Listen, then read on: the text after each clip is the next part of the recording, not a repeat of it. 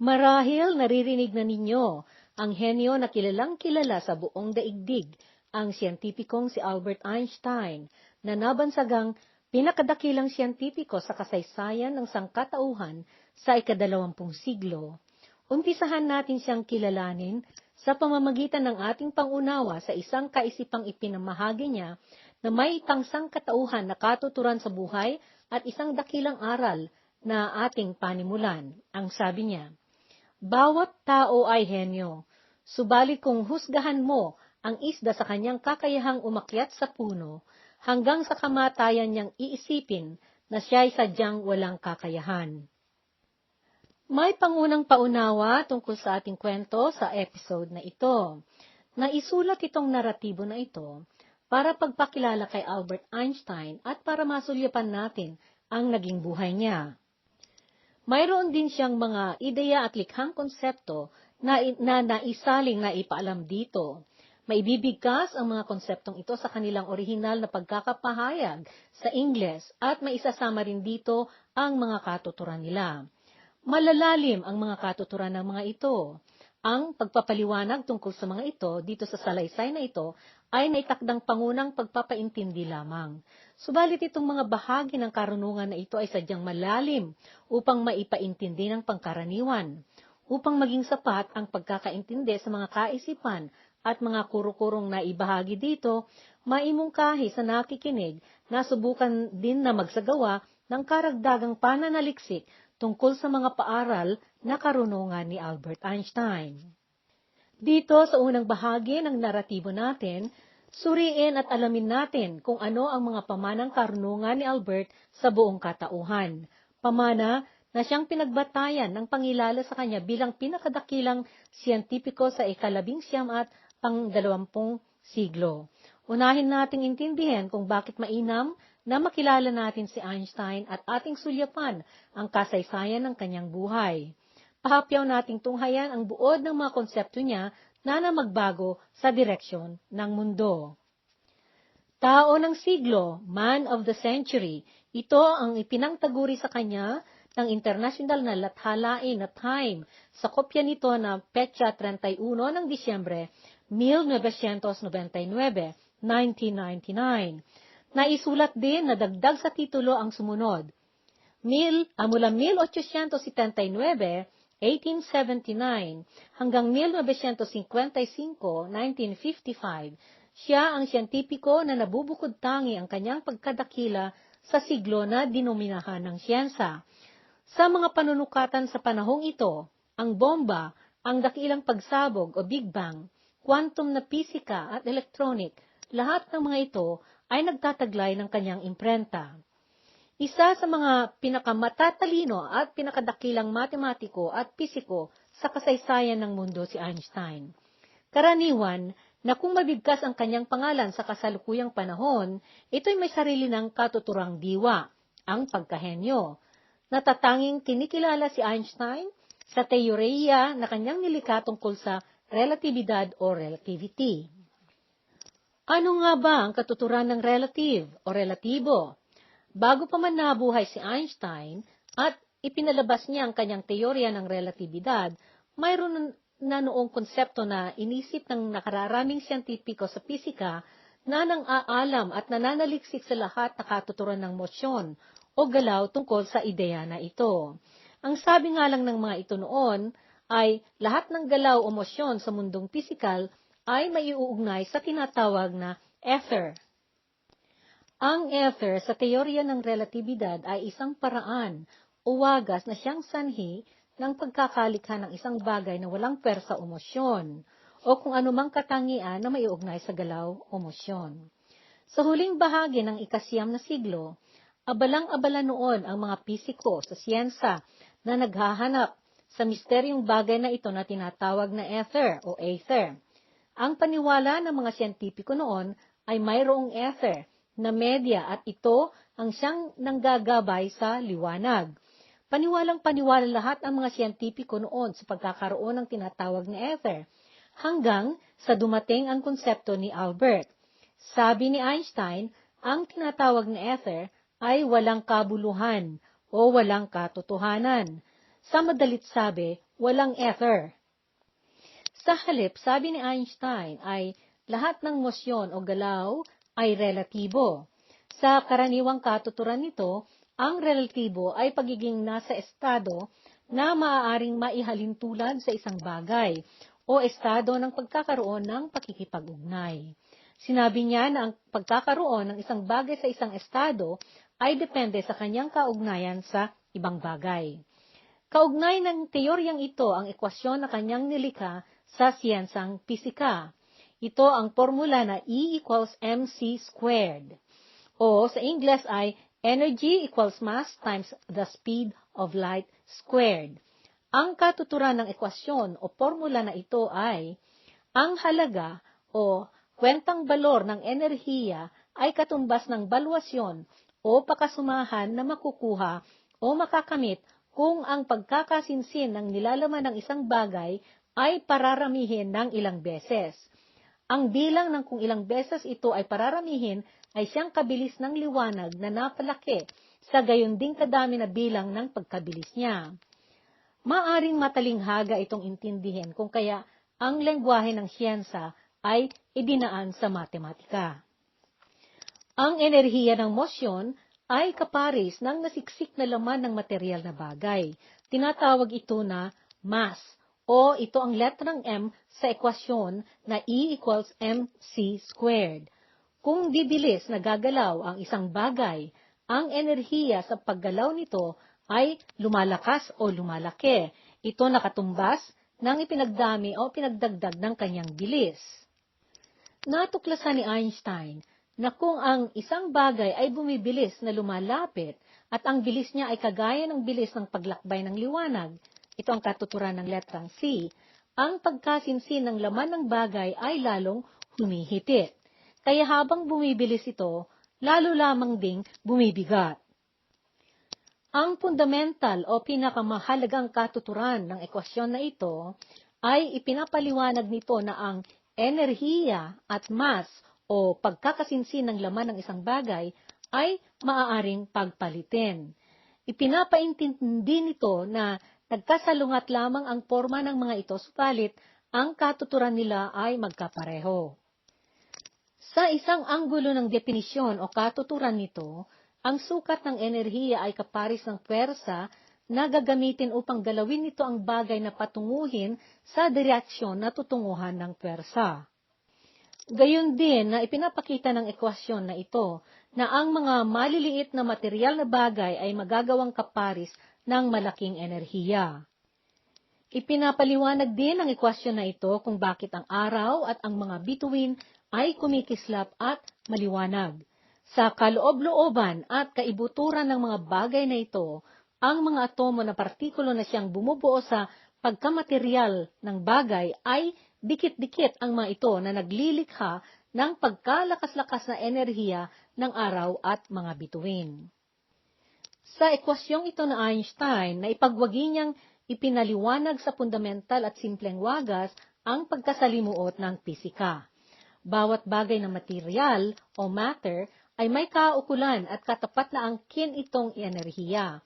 Maaring gawin ang material na bagay na purong enerhiya at maaaring gamitin ang enerhiya na panglikha ng mga malalaking bagay na nagmula sa kawalan.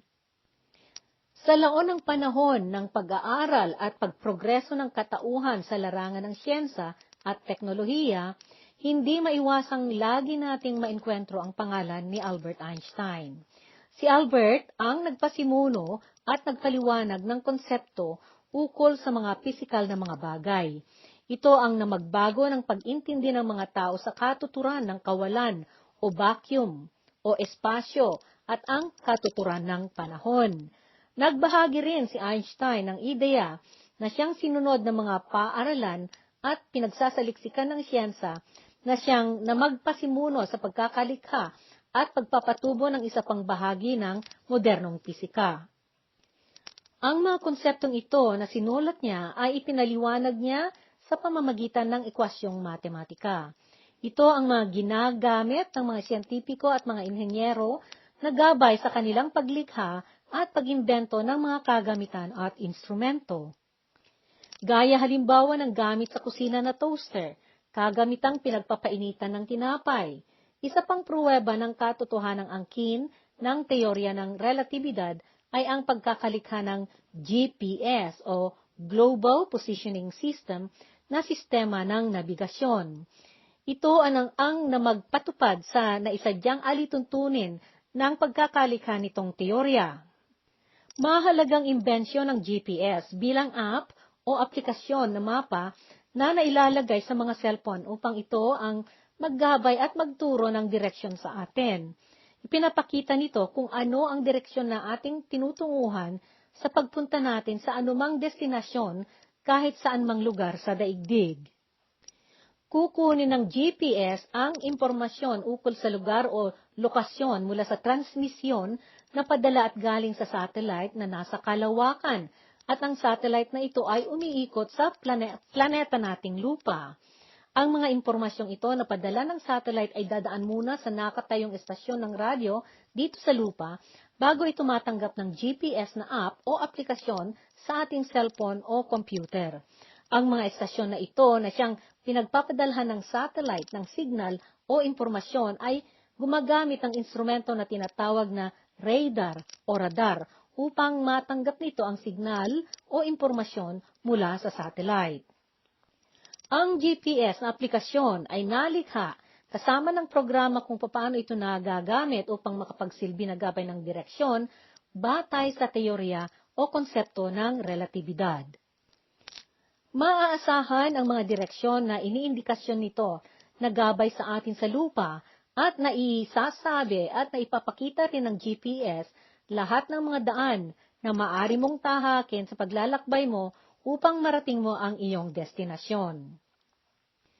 Isa pa sa maraming kaisipan na ipinamahagi ni Einstein sa siyensa ng pisika ay ang penomena na tinatawag na photoelectric effect. Sa katuturang ito ng pisikal na bagay, ipinapakita ng photoelectric effect na ang mga partikulo na nagamitan ng elektrisidad ay napapalabas mula sa looban o kaunggan ng isang material na bagay kapag ang bagay na ito ay nabuhusan ng radyasyon o radiation na elektromagnetiko o electromagnetic field. Dahil sa isinawalat ni Einstein na kaisipan na photoelectric effect, nangyari na naimbento ang mga kagamitan na nakakapagbigay ilaw at liwanag mula sa elektrisidad. Ito ang nagbibigay batayan sa pagkakalikha ng mga solar panel na nilalagay na parang dingding o mga panel na naipapatong sa mga bubong ng mga modernong mga bahay at gusali. Ang mga solar panel na ito ay sasagap ng enerhiya mula sa liwanag galing sa araw upang ang enerhiya na ito ang siyang lilikha ng aagos na elektrisidad. Ito rin ang siyang naging batayan ng pagkakaimbento ng mga automatic na ilaw sa mga kalsada at daan na nasa mga modernong syudad at kabayanan. Sadyang sumisindi ang mga ilaw na ito pagdating ng dilim ng gabi. Nalikha rin ang mga pintuan sa mga malalaking gusali na kusang nagbubukas kapag may dadaan na tao, gaya ng pagbubukas ng mga elevator sa mga malalaking kumpanya at sa mga modernong gusali sa mga syudad at modernong lugar. Nakalikha na rin ang mga manlilikha ng instrumento ng mag-aayos ng tinta sa makina na printer. Mayroon ding nalikhang instrumento na tinatawag na breathalyzer na gamit ng pulisya sa mga syudad at malalaking mga bayan. Ginagamit ito ng mga otoridad na pang-eksamin sa hininga ng tao upang sukatin kung gaano kadami ang nainom nito na alak o alkohol. Itong instrumento ay kaugnay sa patakaran ng pulisya na bawal ang magmaneho habang nakainom ng alak o alkohol. Ang breathalyzer ang siyang magbabasa ng datos na magre-rehistro sa instrumento na paghihingahan ng isang tao. Ang mga pagkakaimbento ng maraming mga kagamitan na karaniwan ng gamit ng sosyedad at komunidad ay naibatay sa teorya ni Albert Einstein. Ilan lamang ang mga nabanggit na bagay na nalikha dahil sa kanyang konsepto, marami pang iba. Kung kaya, hindi katakataka na si Einstein ay kinikilalang pinakadakilang henyo ng pisika at matematika na nabuhay sa kasaysayan ng tao na nagmula sa henerasyon sa nakaraang siglo. Itong kaisipan niya na teorya ng relatibidad ay ukol sa pisikal na aspeto ng mundo.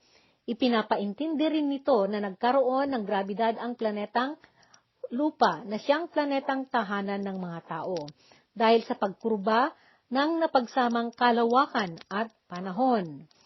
Ang napagsamang kalawakan-panahon ay nababatay sa matematika na nagpasama ng kalawakan at tiyempo o panahon upang ang kombinasyong ito ay magpawalang hanggan o tinatawag na continuum. Ang ibig sabihin nito ay walang hangganan ang kalawakan at panahon.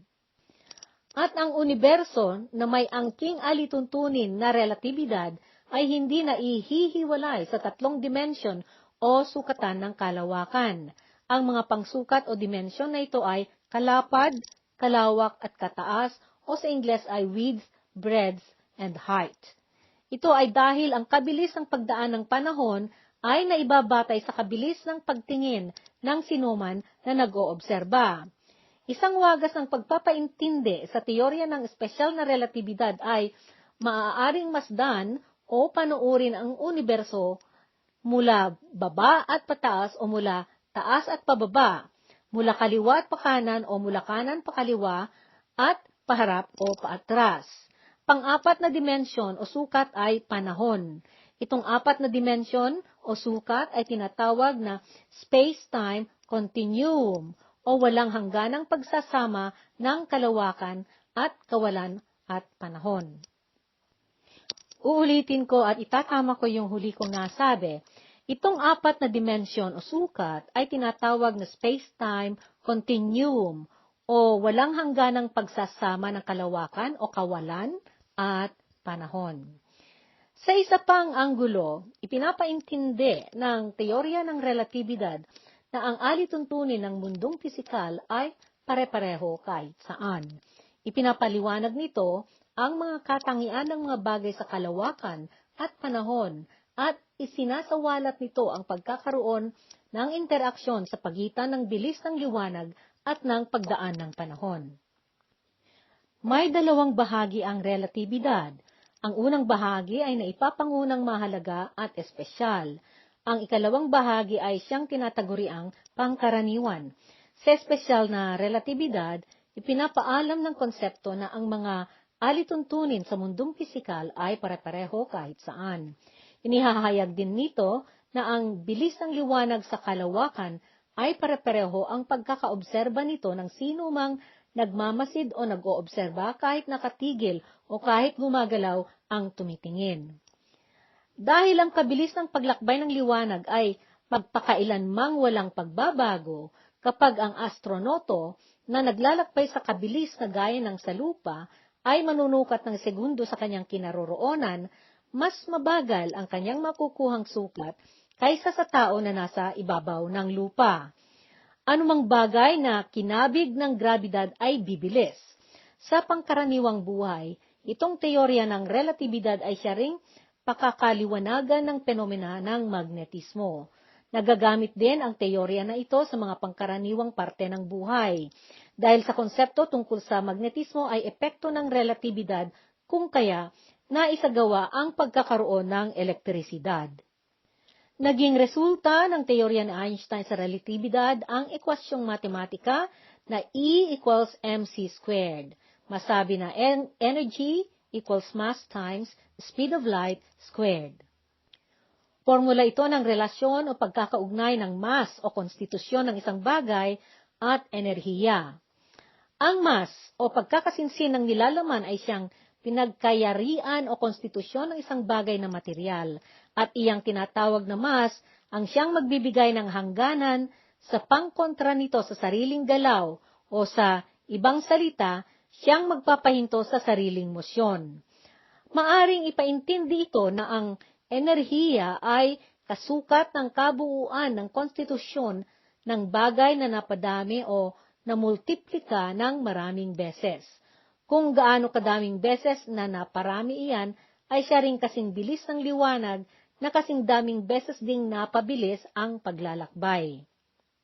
Natuklasan ni Einstein na kapag marating ng isang bagay ang sukat ng bilis ng liwanag, ang mass o konstitusyon ng bagay na iyan ay lumalaki. Habang patuloy ang bilis ng isang bagay, bumibigat din ito. Sa teoryang ito, naipaintindi niya na ang isang bagay na material ay maaaring maging enerhiya. At gayon din na ang enerhiya ay magagawang material dahil mayroong fundamental na koneksyon o kaugnayan ang dalawang ito. Kung tungkol naman sa karaniwang parte ng relatibidad, upang maintindihan ito, ating alalain ang aral na ipinamahagi ng naunang siyentipikong si Isaac Newton.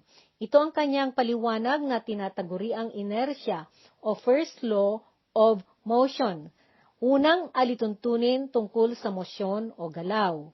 Ang katuturan ng paintinding ito tungkol sa mosyon o galaw ay anumang bagay ay lagi-lagi o walang hangganang nakatigil hanggat ito'y magamitan ng pwersa.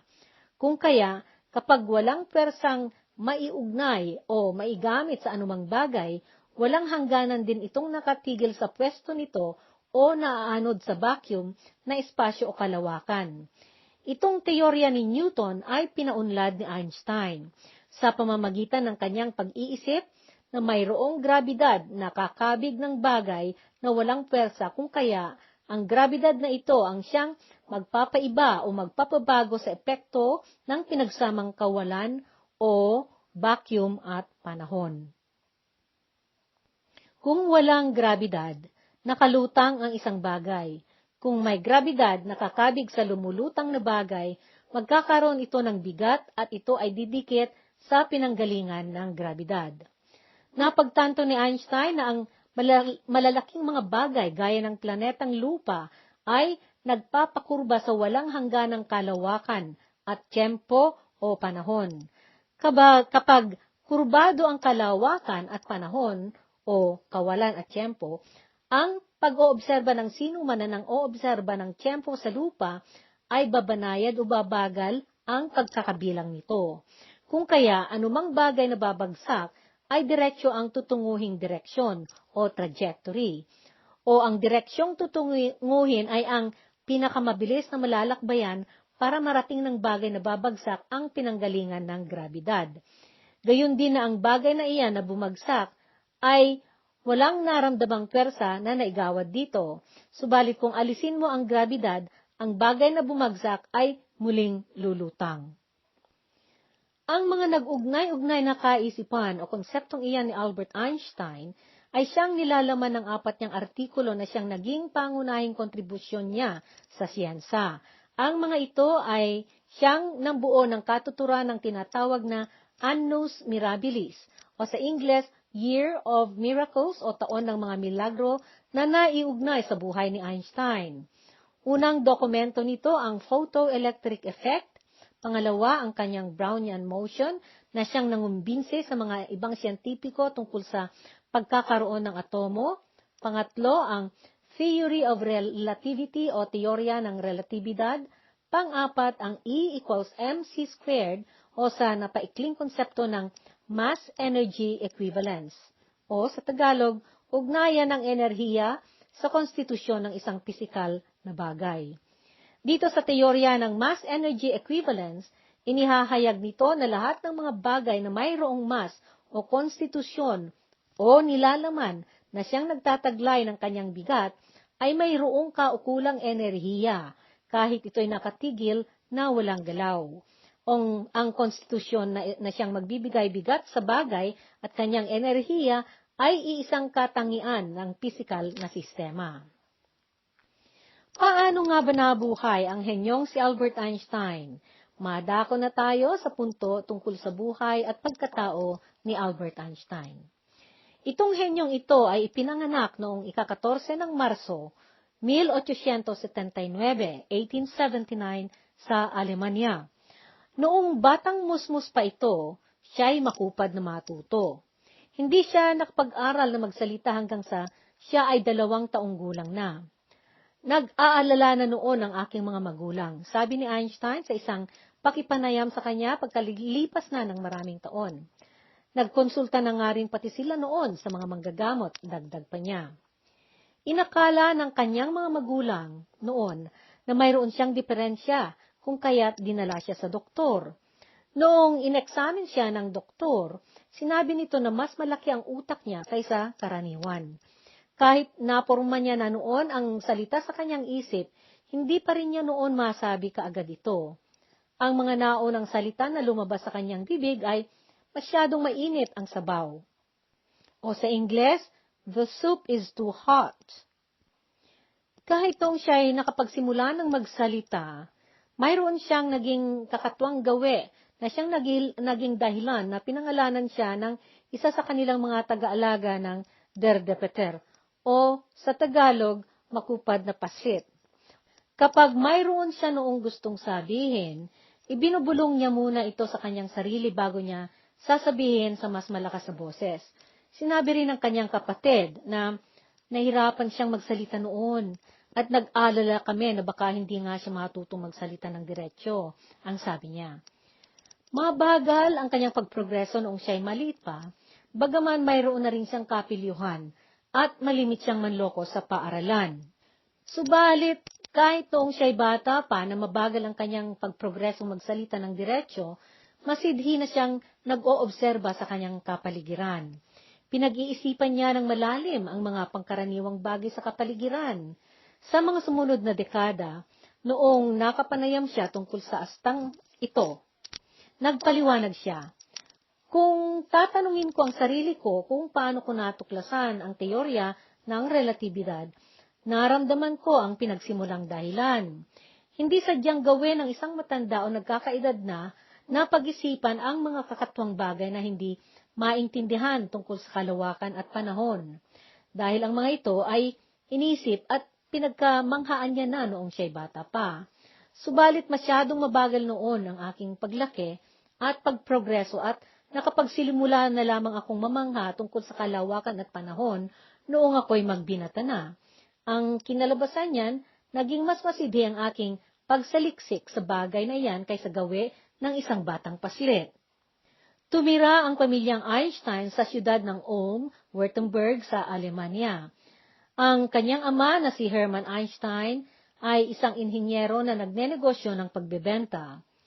May mga 2 siglo na nagbebenta ang mga Hudyo na liping ninuno ng kanyang ama. Nakatira sila sa isang sulok na puok ng Swabia sa Timog Kanluran o Southwest ng Alemanya. Bagaman hindi relihiyoso ang pamilya ni Albert, ipinasok siya sa paaralang Katoliko. Siya lamang ang kaisa-isang Hudyo sa 70 mag-aaral sa paaralang iyon. Subalit gustong-gusto niya noon ang kursong relihiyon ng Katoliko. At bagaman hindi debosyonado sa paniniwala ang kanyang mga magulang, ginusto niyang isinagawa ang mga wagas at kostumbre ng mga Hudyo noong siya ay bata pa. Batay sa alaala ng kanyang kapatid na babae tungkol sa paniniwala ni Albert noong ito ay bata pa, ang sabi niya, masidhi noon ang kanyang damdamin sa paniniwala dahil kahit siya ay nag-iisa noon, kusa niyang isinasagawa ang mga karaniwang kostumbre ng Hudawismo. Hindi siya kumain ng karne ng baboy, na malagi siyang kosher at naging masunurin sa mga alituntunin tungkol sa Sabat. Gumawa pa nga siya ng sarili niyang himno na kinakanta-kanta niya pagkagaling niya sa eskwelahan. Tahimik at mapagtiyaga ang kanyang ina na si Pauline. Ang mundong kinagisnan at linakhan ni Albert ay walang elektrisidad at kerosene o langis ang gamit nila sa kanilang mga lampara. Gumamit sila ng uling na pangningas. Minsan ay binigyan si Albert ng kanyang ama ng kompas para pagturo ng direksyon. Maliit na instrumento ang kompas na parang maliit na orasan ang itsura at may 2 pinakadalire na lagi-laging nakatutok sa bandang norte o hilaga. Noong ibinigay sa kanya ng kanyang ama ito, inupuan niya ito na pinag-isipan ng malalim at matagal kung bakit lagi-lagi na nakatutok o tututok sa hilaga o norte ang daliri nito kahit saang direksyon siya babaling at kahit saan niya ito ihaharap. Ang kompas na ito ang siyang nanggising sa kanyang interest sa siyensa. Noong siya'y bata pang nag-aaral sa eskwelahan, hindi siya nagpakita ng kakaibang interes o kahusayan, bagaman naipasa niya lahat ng kanyang mga aralin. Siya ang naging pinakamataas ang grado, subalit ito ay dahil lamang sa kanyang galing sa pisika at matematika. Isang respetadong pianista ang ina ni Albert at ginusto niyang matuto rin ito sa musika. Tinuruan niya ito ng biolin at pagkatapos noon, ipinasok niya ito sa eskwelahang ng biolin. Noong una, hindi pinag-interesan ng husto ito ni Albert. Subalit noong napag-aralan niya ang buhay ni na Mozart at Beethoven at nalaman niya ang kanilang mga ginawa para sa musika, kusa na niyang tinuruan ang sarili niyang tumugtog ng biolin. May kostumbre si Einstein na siya ang kusang mag-aral at matuto ng sarili at hindi ito kinailangang maghintay o magdepende sa panggabay ng isang guro sa kanya. Mayroon siya dating lagi-laging kinakausap tungkol sa mga sari-saring bagay na pag-aralan at alamin. Isa itong estudyante na laging napupunta sa kanila nang minsan sa isang linggo upang makipaghapunan. Isa sa mga lumang tradisyon ng mga Hudyo ang mangimbita ng isang taong galing sa mababa pero mahusay sa relihiyon upang makipaghapunan sa pamilya kapag araw ng pahinga o araw ng Sabat. Subalit sa pamilya ni Albert, ang kanilang inanyayahan ay isang estudyante na nag-aaral upang maging doktor. Ito ang lagi nila noong tinatangkilik na bisita. Siya si Max Talmud. Nagsimulang nagpupunta si Max Talmud sa tahanan ng mga Einstein noong ito ay 21 taong gulang na. Samantala, 10 taong gulang pa lamang noon si Albert. Lagi noong dinadalhan ni Max si Albert ng libro tungkol sa siyensa. Kabilang dito ang mga nailarawang serye na napamagatang People's Books on Natural Science o libro ng mga tao ukol sa patutubo o likas na siyensa. Sinabi ni Albert noong lumaon na, pagkaraan ng maraming taon, na ang librong ito ay matindi niyang pinag-aralan. Nagbigay pa noon sa kanya si Max ng libro tungkol sa geometria o geometry, 2 taon bago ito naituro sa paaralan na pinapasukan noon ni Albert. Kada Huwebes noon na pumupunta si Max sa tahanan nila, tuwang-tuwa siyang sinasalubong ni Albert at ipinapakita ni Albert sa kanya ang mga nasolbar na niyang mga araling ekwasyon sa geometria para sa linggong iyon. Subalit hindi nagtagal iyon dahil masyadong naging mabilis ang pag-abanse ng kakayahan ni Albert. Sa isang panayam kay Max Talmud pagkaraan ng ilang mga taon, isinalaysay nito ang kanyang alaala. Ang sabi niya, sandali lamang, ilang buwan lamang ay natapos na niya ang buong libro. Hindi nagtagal ay tumaas na rin ang kanyang kahusayan sa matematika at hindi na ako makasunod sa kanya. 12 taong gulang lamang noon si Albert noong napag-aralan niya na ng solo niya ang Euclidean geometry o geometria ni Euclid. Ito ay pag-aaral sa sari-saring mga forma batay sa mga proposisyon at rason tungkol sa mga ito na ginagamit ni Euclid. Sa taon ding ito, inihinto rin ni Albert ang kanyang masidhing interes sa relihiyon. Noong 15 taong gulang si Albert, napag-aralan niya na ang integral at differential calculus. Ang calculus ay sanga ng matematika na sumasakop sa pag-aaral ng pagbabago o pagsukat. Kasama rito ang pagsuri kung papaano ang paggalaw at pagbabago ng mga partikulo sa isang bagay na pisikal kung maiugnay ito sa hustong panahon. Sa puntong ito, ating puputulin ang unang bahagi ng ating kwento tungkol kay Albert Einstein. Subaybayan ang karugtong ng naratibong ito at sundan natin ang takbo ng naging buhay ng pinakadakilang siyentipikong si Albert Einstein.